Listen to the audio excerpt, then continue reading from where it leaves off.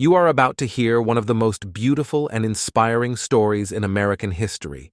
The story behind the United States national anthem, commonly known as the Star-Spangled Banner. So, put up a cup of coffee. During the War of 1812, the British attacked Fort McHenry in Baltimore Harbor on the evening of September 13, 1814. During the same time, Francis Scott Key, an American lawyer and poet from Maryland, was negotiating the release of an American prisoner aboard a British ship in the harbor. On that evening of September 13th, the British naval fleet heavily bombarded Fort McHenry, an attack that lasted for 25 hours through the night. After witnessing this, Key was sure that come dawn, the British flag would be flying over Baltimore. However, as dawn came, Keyes looked through the haze of smoke and saw the American flag still flying over the fort, symbolizing American victory. Although there was significant damage to the fort and casualties among the Americans, the fort's structures and morale remained intact. Despite the odds,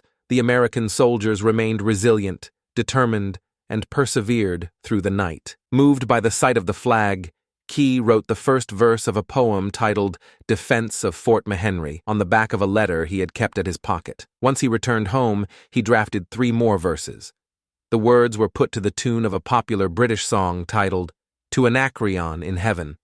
A local printer first published the lyrics in a broadside, and shortly after, newspapers picked it up as well. By October, newspapers had spread the song up and down the East Coast. Within a few months, Defense of Fort McHenry grew to be one of the most recognized songs in the United States, and the song's title was replaced with the Star-Spangled Banner. In the 1890s, the U.S. Navy and Army made the song an official song of the military. President Woodrow Wilson signed an executive order to make it the national anthem for the military in 1916. In 1930, veterans of foreign wars started a petition for the United States to officially recognize the Star-Spangled Banner as the national anthem. 5 million people signed the petition.